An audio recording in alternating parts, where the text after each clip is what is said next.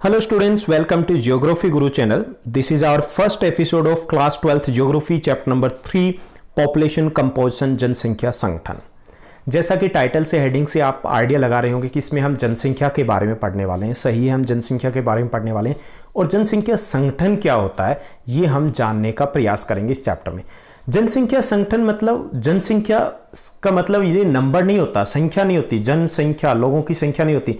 बहुत सारे और फीचर इसमें होते हैं जिसके बेस पे जिनकी स्टडी की जाती है और जिसके बेस पर हम तैयारी करते हैं, विकास की योजनाएं बनाते हैं देश के लिए, वो सब कुछ जनसंख्या संगठन का हिस्सा होते हैं, वो जनसंख्या संगठन का घटक होते हैं।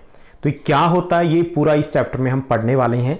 लिंगानुपात के बारे में, आयु संरचना के बारे में, व्यावसायिक संरचना, प्राइमरी सेकेंडरी टर्सरी सेक्टर के बारे में हम पढ़ने वाले हैं। साक्षरता के बारे में हम जो अर्बन और रूरल पॉपुलेशन है, शहरी और नगरीय और ग्रामीण जनसंख्या, वो सब कुछ हम जानने वाले हैं। कैसे होते हैं, कैसे कैलकुलेट करते हैं, तो बहुत इंपॉर्टेंट क्वेश्चन है ये आपके लिए।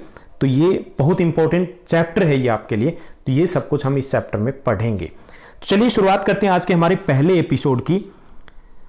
लोग जब हम जनगणना करते हैं तो वो सिर्फ संख्या नहीं होते और सारे लोग जो हैं वो एक जैसे नहीं होते, वो अलग होते हैं। यानी कि जो लोग होते हैं वो अलग अलग तरीके से अलग होते हैं एक दूसरे से। वो उम्र में अलग हो सकते हैं, बच्चे हो सकते हैं, युवा हो सकते हैं, बूढ़े हो सकते हैं, वृद्ध हो सकते हैं। वो लिंग के आधार पे स्त्री या पुरुष हो सकते हैं। निवास स्थान के आधार पे ग्रामीण जनसंख्या होती है, शहरी हो सकती है। व्यवसाय के आधार पे प्राइमरी सेकेंडरी टर्सरी सेक्टर से रिलेटेड हो सकते हैं, क्वार्टनरी सेक्टर हो सकता है, क्विनरी हो सकता है, डिफरेंट होते हैं वो। ऐसे शिक्षा के आधार पे वो लिटरेट हो सकते हैं, इलिटरेट हो सकते हैं, साक्षर या निरक्षर हो सकते हैं, या जीवन प्रत्याशा भी। जीवन प्रत्याशा यानी कि औसत आयु, ये भी हर देश में अलग होती है। ये जनसंख्या की विशेषताएं होती है जो जनसंख्या की क्वालिटी को दिखाती है। जनसंख्या में जो हमें संख्या मिलती है वो क्वांटिटी दिखाती है कितने, और क्वालिटी है वो इनसे निर्धारित होती है। इससे हम देश के बारे में एक अनुमान लगा सकते हैं वो कहाँ जा रहा है, किस ट्रैक पे दौड़ रहा है, किस स्पीड से दौड़ रहा है। और यही वो एट्रीब्यूट्स है जो निश्चित करते हैं उसका विकास।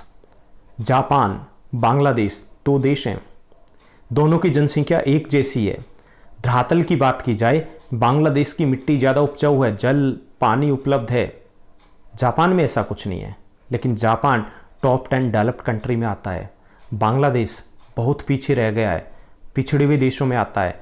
क्यों? क्योंकि ये क्वालिटीज़, ये गुण, जो क्वालिटी की बात करें उनमें जापान कहीं आगे हैं। तो ये सभी जो विशेषताएं हैं, ये जब हम जनगणना करते हैं उस वक्त ये सभी डेटा, आंकड़े इकट्ठे किए जाते हैं, क्योंकि देश की योजना बनाने में वास्तव में यही काम आते हैं। तो ये लोग अलग अलग होते हैं और इन सभी को हम जनसंख्या के घटक बोलते हैं। चलिए हम लिटरेरी तौर पर परिभाषा देखते हैं कि जनसंख्या संगठन है क्या। समझ में तो आ गया कि इन सभी को जनसंख्या संगठन बोलते हैं, यानी जनसंख्या की विशेषताओं को। लेकिन हम अगर लिखने की बात करें तो जनसंख्या संगठन का अर्थ है वो सभी विशेषताएं जिनकी सहायता से हम दो अलग प्रकार के व्यक्तियों या उनके समूह में अंतर कर सकते हैं कि कैसे वो अंतर है। जैसे आयु के आधार पे, लिंग के आधार पे, साक्षरता के आधार पे, आवास के आधार पे या व्यवसाय के आधार पे हम दो जो ग्रुप हैं या व्यक्ति हैं उनमें डिफरेंस कर सकते हैं। ओके, तो इन्हें हम जनसंख्या संगठन के घटक बोलते हैं। और ये जनसंख्या संगठन किस कार्य क्यों महत्वपूर्ण है? ये देश के भावी विकास की योजनाओं को बनाने और उसको सुनिश्चित करने में बहुत महत्वपूर्ण कारक है। क्वालिटी मैटर करती है क्वांटिटी से ज़्यादा। ओके, तो ये जनसंख्या संगठन है और ये इसके घटक कौन से हैं? आयु, लिंग, साक्षरता, आवास का स्थान, व्यवसाय, औसत आयु यानी जीवन प्रत्याशा, ये सभी इसके घटक कहलाते हैं। चलिए हम बात करते हैं एक एक करके इन्हीं घटकों की। सबसे पहले हम लिंगानुपात को जानते हैं। लिंगानुपात का अर्थ अगर कहें तो लिंगानुपात का अर्थ है किसी देश की जनसंख्या में या किसी प्रदेश की जनसंख्या में महिलाएं और पुरुष कितने हैं, ये लिंगानुपात होता है। लिंगानुपात का अर्थ है जनसंख्या में स्त्रियों और पुरुषों के बीच में अनुपात, उसे हम लिंगानुपात कहते हैं। ये प्रति हजार के पीछे व्यक्त किया जाता है, यानी कि प्रति हजार पुरुषों के पीछे पाई जाने वाली स्त्रियां, यानी कि 1000 पुरुषों के पीछे किसी देश में कितनी स्त्रियां, कितनी महिलाएं, वो लिंगानुपात है। लेकिन हर देश में ऐसा फॉर्मूला नहीं है, आगे हम डिस्कस करेंगे। कुछ देशों में प्रति हजार महिलाओं के पीछे पुरुष कितने हैं इस तरीके से भी व्यक्त किया जाता है। लेकिन हमारे देश में 1000 पुरुषों के पीछे कितनी महिलाएं हैं उसे लिंगानुपात कहते हैं, यानी कि 1000 पुरुषों के पीछे महिलाओं की संख्या को लिंगानुपात कहा जाता है। जैसे साधारणतः हम कहें कि 2011 में हरियाणा में 879 लिंगानुपात था। इसका मतलब क्या हुआ, मतलब 1000 पुरुषों के पीछे 879 महिलाएं थी। तो ये लिंगानुपात है। हमारे देश में इसकी गणना कैसे की जाती है वो हम जान लेते हैं। इसका क्या फॉर्मूला रहेगा। लिंगानुपात की गणना करने का हमारे देश में जो तरीका है, मेथड है, जो ज़्यादातर देशों में अपनाया जाता है, वो है स्त्रियों की संख्या कुल जो होगी उसको पुरुषों की संख्या से भाग देंगे और 1000 में क्योंकि व्यक्त करना है तो उससे हम मल्टीप्लाई करेंगे इसे। कुछ प्रदेशों में लिंगानुपात, प्रदेशों का मतलब कुछ देशों में लिंगानुपात है प्रति 1000 स्त्रियों पर पुरुषों की संख्या करके भी मापा जाता है। जैसे रशिया है, न्यूजीलैंड है, वहां पर क्या होता है, वहां पर 1000 महिलाओं के पीछे पुरुष कितने हैं वो लिंगानुपात कहा जाता है। लेकिन हमारे देश में क्या है, 1000 पुरुषों के पीछे स्त्रियों की संख्या को लिंगानुपात कहा जाता है, यानी कि इस तरीके से हम इसको ज्ञात करते हैं और व्यक्त करते हैं। तो वहां पर न्यूजीलैंड और रशिया की बात करें तो वहां पर पुरुषों की संख्या भाग देते हैं, हम डिवाइड करते हैं स्त्रियों की संख्या से और मल्टीप्लाई करते हैं हम किससे, 1000 से। तो ये लिंगानुपात को निकालने के तरीके हैं। हमें कितना याद रखना है, हमें याद रखना है कि भारत में कैसे ज्ञात किया जाता है इसे, ओके, कैसे व्यक्त किया जाता है। लिंगानुपात से क्या पता चलता है, लिंगानुपात से पता चलता है महिलाओं की स्थिति कैसी है, यानी जहां पर आर्थिक तौर पर महिलाएं अधिक स्वतंत्र है, जहां सामाजिक तौर पर वो अधिक सशक्त हैं, वहां पर महिलाओं का जो लिंगानुपात है उनके पक्ष में रहेगा या फिर वो कम नहीं रहेगा।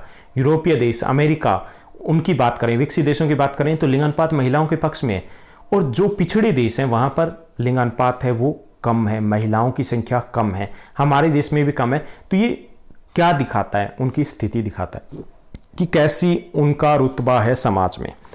चलिए थोड़ा और जानते हैं लिंगानुपात के बारे में। लिंगानुपात है वो क्या दिखा रहा है, किसी भी देश में महिलाओं की स्थिति को दिखा रहा है कि कैसी उनकी स्थिति है, किस तरीके से है, कितना उनको वेटेज दिया जा रहा है, कितने उनके पास एक तरीके से अधिकार या निर्णय लेने के अधिकार हैं, उनके पास क्षमताएं हैं। तो भारत में, हमारे देश में लिंगानुपात क्या है, महिलाओं के लिए प्रतिकूल है, उनके लिए अनुकूल नहीं है। अब प्रतिकूल होने के कारण क्या है, पहला निम्न सामाजिक स्थिति है। एक कारण तो ये कि समाज में महिलाओं को वो रुतबा हासिल नहीं है, वो निर्णय नहीं ले पाती हैं।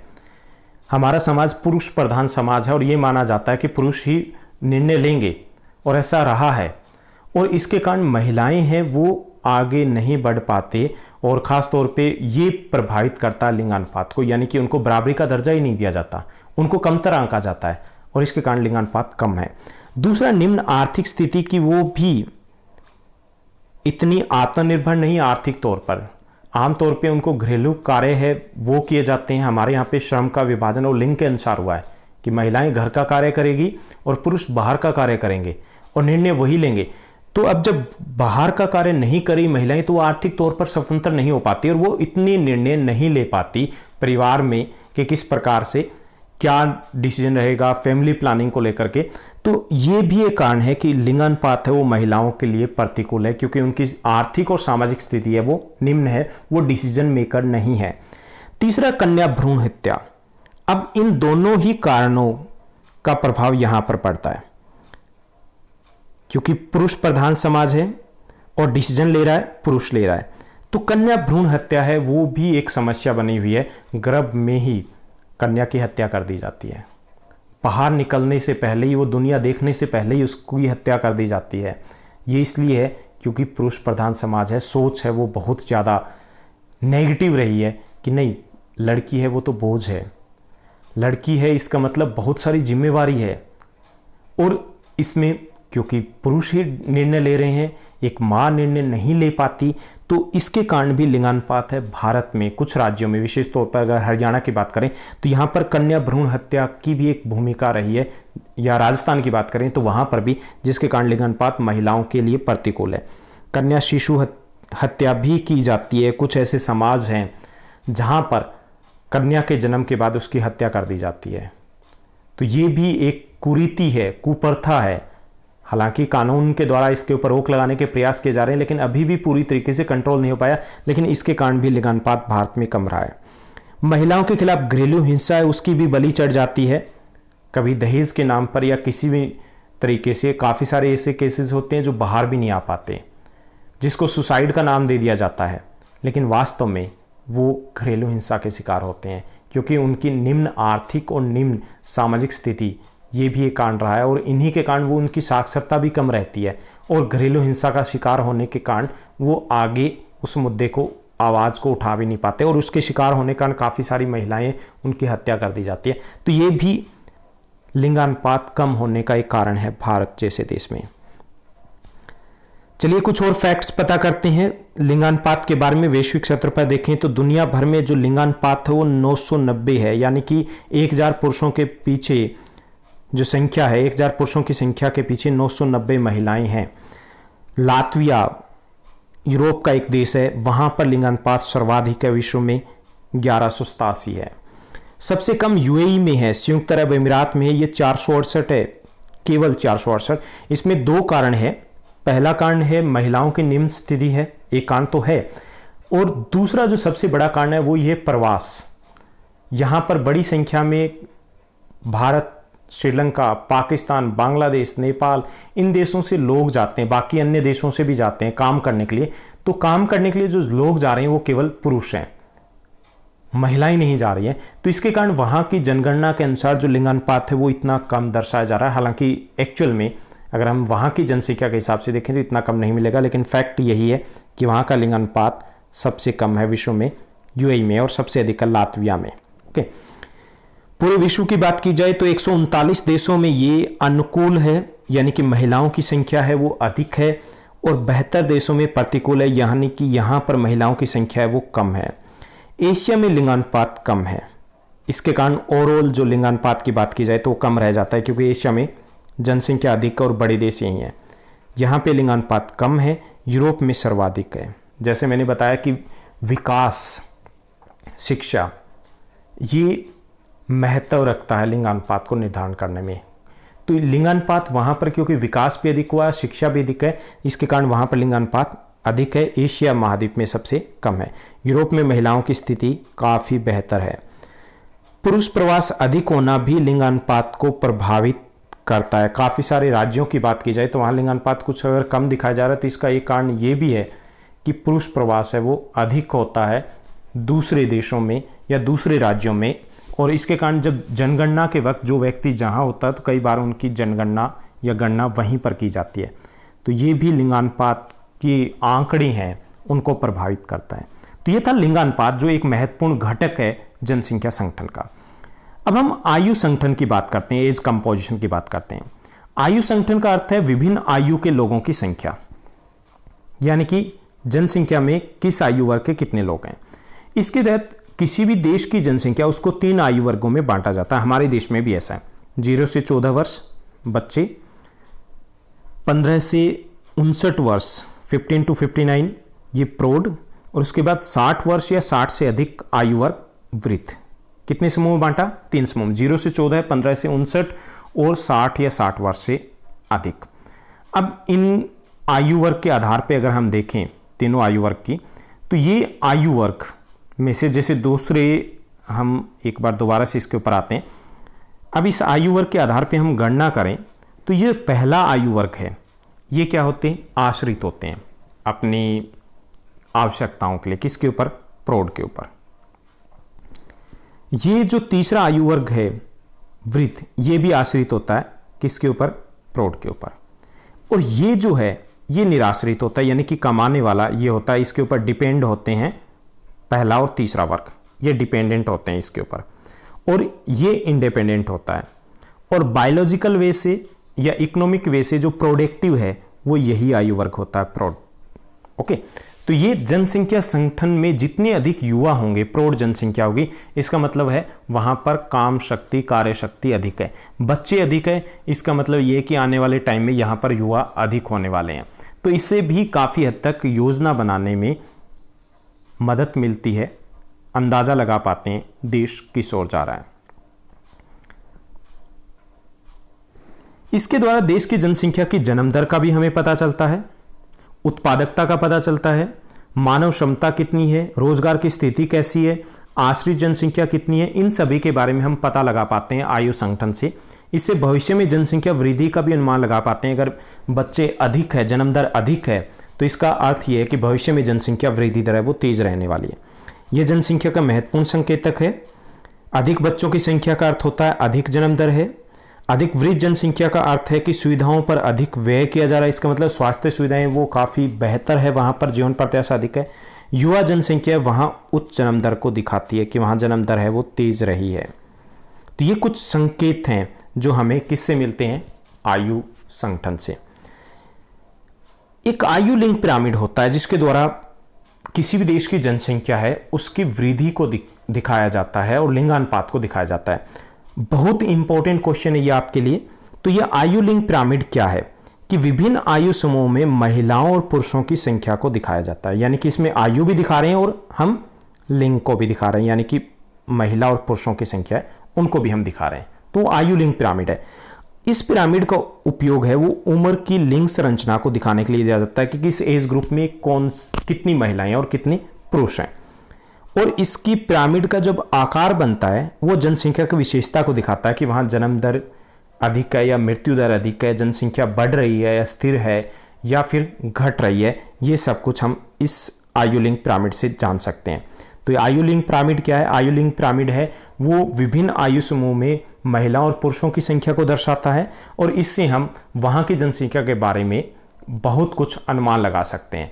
आयु लिंक पिरामिड है वो 3 प्रकार के होते हैं। ये डायग्राम आपको अच्छे से बनाना है, अच्छे से समझना है। आपका चाहे कंपटीशन का एग्जाम हो या कोई भी एग्जाम हो उसमें ये डायग्राम दिए जाते हैं और पूछा जाता है कि ये क्या दिखा रहा है। तो आयु लिंक पिरामिड 3 प्रकार के होते हैं, यहाँ पे दिए गए हैं। ये यहाँ पे आपको दिख रहा है। ये इस साइड में यहाँ पर दिया गया है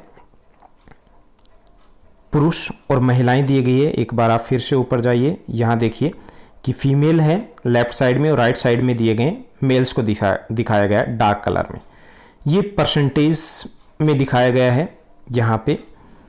अब यहाँ पे देखिए एक साइड में एज है और यहाँ पर उनकी संख्या को दिखाया गया है। क्लियर? तो यहाँ पर 0 से एज ग्रुप में, यानी कि 0 से 10% पॉपुलेशन है या कितने % पॉपुलेशन है वो इस एज ग्रुप में, तो ये दिखाया जाता है। क्लियर? यानी दोनों चीज़ें दिखा रहे हैं हम, लिंगानुपात भी दिखा रहे हैं साथ साथ एज भी दिखा रहे हैं। ये 3 प्रकार के होते हैं, एक्सपेंडिंग, कॉन्ट्रैक्टिंग और तीसरे प्रकार का है जो स्टेशनरी में आता है। ओके, तो ये इससे हमें क्या पता चल रहा है थोड़ा सा हम जानने की कोशिश करते हैं। सबसे पहले है एक्सपेंडिंग। एक्सपेंडिंग कैसा होता है? ये त्रिकोणीय आकार का होता है एक्सपेंडिंग। दोबारा से मैं ऊपर जा रहा हूँ, आपको एक बार दिखा रहा हूँ। ये एक्सपेंडिंग है, त्रिभुज के आकार का होता है। आधार इसका चौड़ा है और शीर्ष पतला होता है। यानी कि ये क्या बता रहा है? ये विस्तार करने वाली आबादी का पिरामिड है, यानी कि इसमें त्रिभुज के आकार का है। कम विकसित देशों का ऐसा ही होता है। यहाँ युवा जनसंख्या अधिक है, जन्म दर यहाँ पर अधिक है, तभी तो नीचे से 0 से 4 में ज़्यादा है, फिर धीरे धीरे कम होता जाता है। बांग्लादेश, मैक्सिको, नाइजीरिया, वहाँ का पिरामिड ऐसा ही है। तो त्रिभुज के आकार का पिरामिड है। इसका अर्थ है वहाँ जन्म दर अधिक और मृत्यु दर क्या है वो कम है। और इसका अर्थ है जनसंख्या तेजी से फैल रही है, जनसंख्या तेजी से बढ़ रही है। उसके बाद जो दूसरा है, यहाँ दोबारा से हमें बार बार जाना पड़ेगा, यह है कॉन्ट्रैक्टिंग। और तीसरा भी देख लीजिए, स्टेशनरी।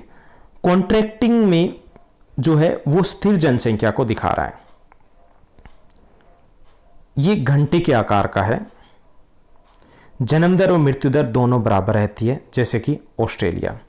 उसके बाद जो तीसरा है घटती जनसंख्या को दिखा रहा है।